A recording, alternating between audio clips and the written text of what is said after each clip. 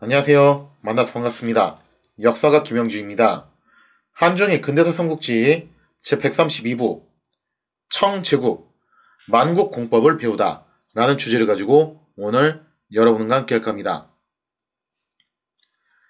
1863년 공치당이 이끄는 총리 아무는 헨리 휘튼이 저술했던 국제법 원리, 이게 바로 이제 당대에 통용되었던 국제법을 다룬 책이죠.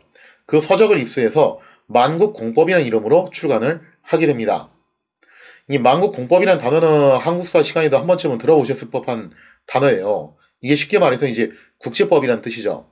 왜 그 안중근도 이 만국공법이라는 단어를 썼잖아요. 자, 이 공치당이 만국공법 수백 부를 지방 관청에다 배포를 한 다음에 각 관료들한테 이거를 읽고서 숙지를 하도록 지시를 내렸다는 거죠. 이와 더불어 공치당은 세계에서 통용되고 있는 만국공법을 좀 더 깊이 있게 연구할 인물로 누구를 점찍게 되냐면은 바로 서계여라는 사람을 점찍게 됩니다. 이 서계여를 총리 아문 행주 겸 경사동문관 사무총관으로 임명해서 중용을 했다는 거죠. 그러니까 공치당이 야심차게 키운 기구가 크게 두 개잖아요. 하나는 이제 외국어, 나중에 이제 또 서양 학문까지 총체적으로 연구하는 경사동문관, 그리고 실질적으로 서양과 관련된 업무를 담당하는 총리 아문, 이 두 개의 기관에 서계여를 박아 넣었다는 것은 그만큼 서계여를 굉장히 핵심 멤버로 중용을 했다는 걸 알 수 있겠죠. 서계여는 1826년 도강제 시대에 진사가 돼가지고 과거 합격자입니다. 진사가 돼서 출사한 인물이었죠. 그래서 광서순무, 복건순무, 민절총독 등을 지내면서 주로 남방 일대의 관료로 순탄하게 경력을 쌓아갔다는 거예요. 그러니까 서계여는 처음부터 정통 성리학을 공부했던 과거 합격자 출신이라는 거죠. 어떻게 보면 진짜 엘리트 오브 엘리트라고 볼 수 있는 사람인데, 이 서계여가 아무래도 장강 이남에서 주로 관직 생활을 하다 보니까 서양 문물을 접할 기회가 많았고, 특히 1차 아편 전쟁 이후 광동 지역에서 서양인들이 중국어로 간행한 책자들을 접하고 서양 문물에 굉장히 크게 관심을 갖게 됐다라고 해요. 근데 이런 걸 놓고 보면요, 한 가지 좀 이제 드는 생각이, 나이가 많다고 해서 꼭 보수냐, 나이가 젊다고 해서 꼭 진보냐, 그것도 아닌 것 같아요. 가만 보면은. 왜냐면은 이 서계여가 1795년생이거든요. 그러니까 아편전쟁 일어날 때 당시에 이미 40 중반이었어요. 그 시대 40 중반이면은 이미 거의 뭐 이제 인생 후반부로 접어든 거죠. 요즘 40 중반이랑 똑같이 생각하시면 안 돼요. 그리고 공치당한테 중용되었을 때 나이가 거의 뭐 이제 60대였다는 거예요. 근데 이 서계여가 40대 서양 문물을 갖다 주로 접하게 되면서 서양 문물에 눈을 뜨게 되고 60대에 가가지고 청제국이 대표하는 공식적인 이제 양덕이 됐다는 것은 나이 먹고 나서 그렇게 새로운 사상과 학문에 눈을 떴다는 건데, 더군다나 이 사람 정통 성리학자인데 그런 걸 놓고 보면은 나이 먹었다고 해서 꼭 보수냐, 그것도 뭐 사람에 따라서 다르지 않을까, 그런 생각을 해봅니다. 이렇게 서양 문물에 관심을 갖게 된 서계여는 실제로 서양인들을 만나서 교류를 하면서 세계의 역사와 지리, 정치 등을 연구를 하게 됩니다. 그래서 1848년 무렵에 서계여는 그간 자신이 연구한 내용들을 모두 집대성해서 유명한 책을 하나 저술을 하는데요. 그게 바로 영환지략이라는 책이에요. 그리고 이 영환지략은 사실 영환지략보다는 우리나라에서는 이게 조금 더 유명하긴 하죠. 위헌이 저술했던 해국도지하고 더불어서 서양 지식을 습득하는 데 있어서 굉장히 중요한 양대 산맥이 됩니다. 그래서 이웃나라였던 조선에서도 역관 오경석이 두 책자를 들여와서 많은 지식인들한테 반향을 일으켰을 정도로 유명해졌다는 거죠. 이런 내용들은 이제 한국사 시간에서도 한 번쯤은 들어오셨을 내용일 거예요. 서계여는 서양 각국도를 연구하면서 정말 뼈저리게 깨달은 게 있죠. 그게 무엇이었냐? 바로 19세기 제국주의 시대는 그야말로 약육강식이 판을 치는 정말 냉혹한 시대라는 거예요.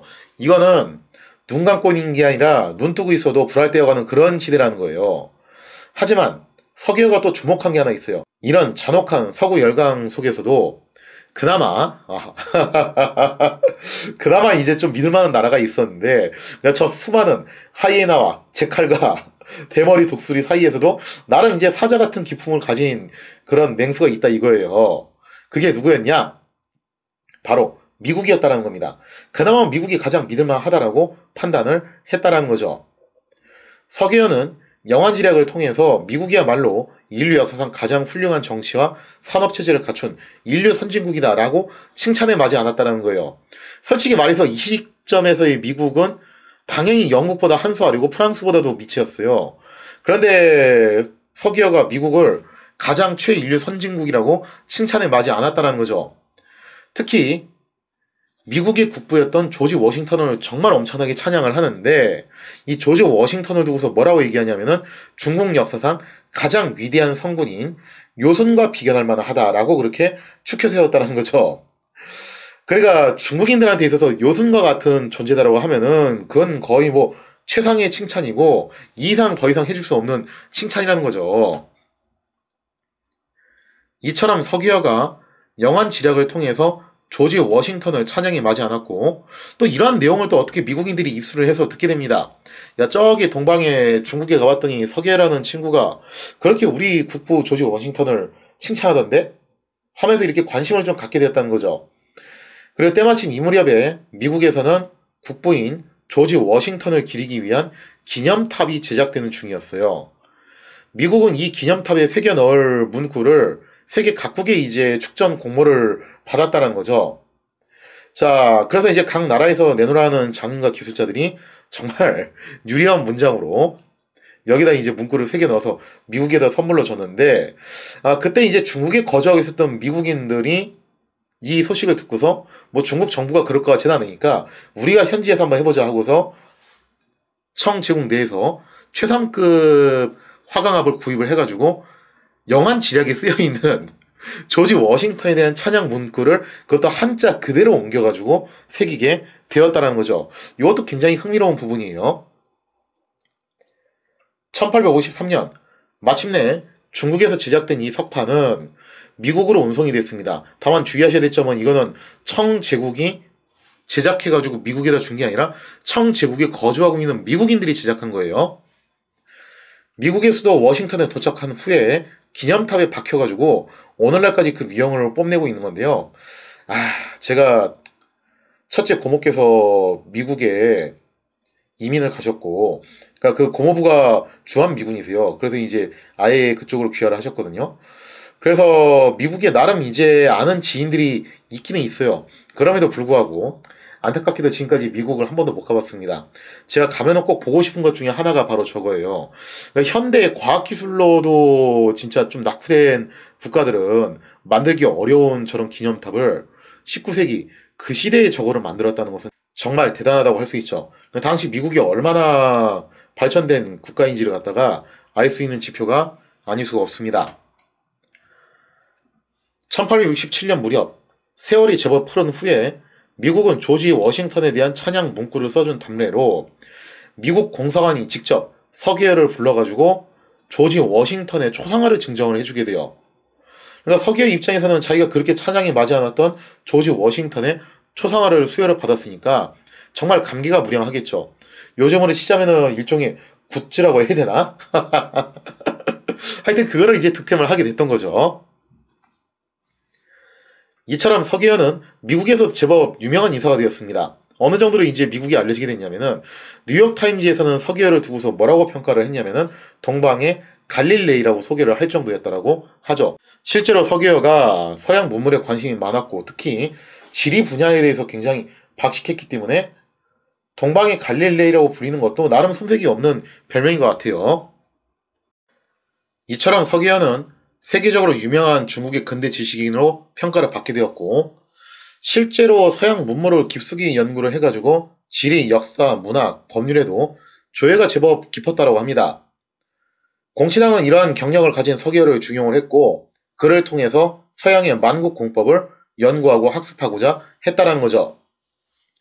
이처럼 만국 공법을 반드시 숙지해야 한다는 필요성은 청제국이 두 차례의 아편전쟁을 겪으면서 나름 좀 얻은 교훈이기도 해요. 역시 이러니 저러니 해도 법을 좀 알아야 된다. 기존에 우리가 알고 있던 중화 질서만 가지고서는 해결이 안 된다. 그래서 선구적인 사람들은 이런 것들을 자각을 하고 있었다라는 거죠. 1864년 당시 서양에서는 한 가지 이제 빅 이벤트가 벌어지고 있었는데 그게 뭐였냐면은 프로이센과 오스트리아가 연합을 해가지고 같은 게르만끼리 연합을 한 거죠. 그러면서 덴마크하고 한판 승부를 벌이고 있었다는 거죠. 이게 슐레스비 전쟁이라고 부르게 되는데 이 슐레스비 전쟁이 1차, 2차로 나뉘는데 그 중에서도 이것은 2차에 해당됩니다. 1차전은 좀 이제 지루하게 벌어졌던 국지전이고 2차전이 좀 화끈하게 붙었던 전투였어요. 자, 그렇게 해서 한판 승부를 벌이게 됐는데 이 전쟁은 프로이센 오스트리아 연합이 승리를 하게 돼요. 그리고 참 세상을 알다가도 모르는 게 뭐냐면은 이때까지만 하더라도 서로 짝짝꿍 하면서 연합전선을 구축했던 프로이센과 오스트리아가 곧바로 전쟁을 벌이게 됐다는 거죠. 그게 이제 독일 통일 전쟁이잖아요. 그리고 프로이센이 여기서 승리를 거두게 되면서 이제 슬슬 독일 제2제국으로 발돋움을 하게 됐던 겁니다. 자, 그런데 이 전쟁의 여파가 정말 뜻밖에도 청제국에도 영향을 미치게 됐다는 거예요. 어떤 영향을 주게 되었냐? 당시 프로이센의 군함들이 다짜고짜 다구항에 정박해 있던, 여기서 말하는 다구항은 그 텐진에 있었던 다구죠. 한번 이제 승경 임심이 영국 함대에게 불의의 일격을 날렸던 바로 거기에요. 그 다구항에 정박해 있던 덴마크 상선들을 무단으로 납포해버린 사건이 벌어지게 되었다는 거죠. 그러니까 전쟁 중이니까 이게 타 지역에 가서도 이런 이제 분쟁들이 발생을 했던 거예요. 그런데 이거 엄연히 청제국의 영이잖아요. 그죠? 그 영이 안에서 대놓고 이런 짓을 한다라는 것은 이거는 청제국을 무시하고 그냥 아예 탁 까놓고 날강도 같은 짓을 벌인 거나 다름없는 상황이었다는 거죠. 자, 청제국이 이를 좌시하지 않고 프로이센에게 엄중히 항의를 하게 됩니다. 당신은 이게 도대체 무슨 만행이냐? 항의를 했다는 거죠. 자, 흥미로운 것은 바로 그런 거예요. 옛날에 청제국 같았으면은 모르긴 해도 중화 질서나 운운하면서 정말 씨알도 안 먹게 소리나 했겠죠. 그렇게 어설프게 항의를 하다가 되려 크게 당했겠지만 이번에는 달랐어요. 청제국은 즉각 만국공법을 거론하면서 아니 너네가 만든 국제법에 보니까 타국 영해에서 적대적인 행위를 하는 것은 엄연히 위법이라며 근데 너네 왜 우리 허가도 받지 않고 저렇게 우리 영해 안에서 덴마크 상선을 마구잡이로 납포를 하는 거냐 이거 엄연히 만국공법을 어긴 거 아니냐 하면서 정말 논리적으로 조목조목 반박을 했다라는 거죠.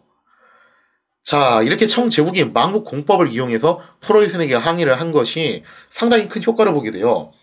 왜냐면 국제사회의 여론이 프로이센에게 좀 좋지 못하게 흘러갔다는 거예요.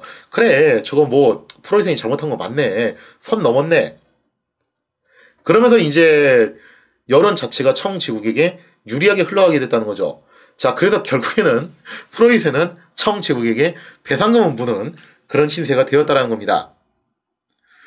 자, 이처럼 청제국은 만국공법의 위력을 정말 톡톡히 봤어요. 역시 법을 알아야 된다는 거죠. 이 험난한 제국주의 시대를 살기 위해서는 좋던 싫던 간에 기존의 중화질서가 아니라 반드시 만국공법을 숙지해야 된다라는 것을 다시 한번 깨닫는 시간이 되었다는 겁니다. 또 청제국이 만국공법에 눈을 뜨게 되면서 한 가지 이제 깨달음을 얻게 돼요. 기존에 맺었던 조약들도 이것 좀 문제가 많다는 것을 알게 된 거죠. 그러니까 예전에는 일단 상황이 급하니까 그런 것도 있었고 그리고 뭘 또 잘 몰라서 그런 것도 있었어요. 똥인지 된장인지 잘 모르니까 그냥 도장 찍어준 것도 꽤 있었다는 거죠. 그래서 이제 기존에 맺었던 조약들이 사실 다 불평등 조약이었습니다. 이거는 일본도 마찬가지였잖아요. 일본도 서양 국가들하고 맺은 게 나름 선방했다고는 하지만 사실은 불평등한 요소들이 꽤 많이 있었어요.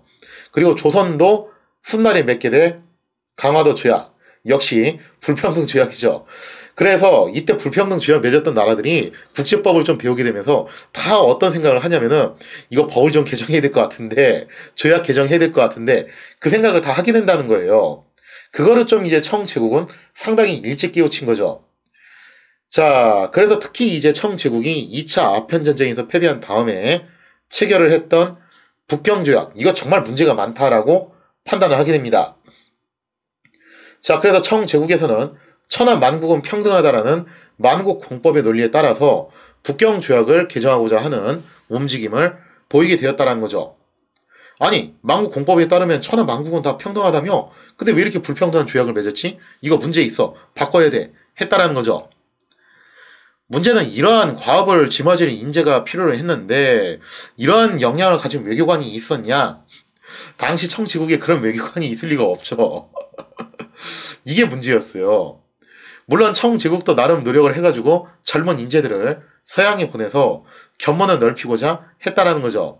그래서 1866년에 이러한 노력의 일환으로 만주 귀족 빈춘이 자신의 아들하고 경사 동문관 학생 몇 명과 같이 최초로 서양 유람단으로 파견돼서 유럽을 둘러보고 오게 됩니다. 근데 이거는 어디까지나 견문이었을 뿐이지 이걸 통해서 좀 견문이 넓어졌을지는 모르겠지만 이 한 번 딱 돌고 오는 거 가지고서 어마어마한 효과를 보기는 어렵죠. 거의 뭐 일회성 이벤트에 가까운 사건이었으니까요. 그래서 제대로 된 인재 양성은 아니었다는 거죠. 그래서 공신왕은 당분간 북경 조약 개정을 위한 준비 그리고 플러스 이걸 누구한테 맡게 되는 것이냐? 그 인재 탐색에 골몰을 하게 됐다는 겁니다. 어떻게 보면 이것도 큰 일환에서 다 양무운동이라고 볼 수가 있는데요. 자, 그럼 이렇게 청제국에서 일어나고 있는 양무운동이 과연 앞으로도 순탄하게 잘 진행이 될 것인가? 거기에 대한 이야기는 좀 훗날로 다루도록 하고요. 다음 시간에는 이제 일본 쪽으로 넘어가도록 할게요. 일본에서는 굉장히 이제 핫한 사건들이 일어나게 되는데 사실 엄밀히 말하면요. 1865년은 거의 이제 한중일 삼국 중에서 가장 핫플레이스라고 할 수 있는 데가 일본이에요. 66년으로 넘어가면 이제 조선도 슬슬 뜨거워지기 시작합니다. 근데 아직까지 이제 조선은 좀 조용한 상태고 청은 진짜 큰 건 하나 끝내고서 잠깐 좀 숨고르기 하고 있는 상태죠. 일본이 진짜 핫플레이스인데 과연 당시 일본에서는 어떤 일이 벌어지고 있었는가? 조슈버니 위기에 처하게 되는데 거기에 대한 이야기를 다음 시간에 이어서 계속하도록 하겠습니다.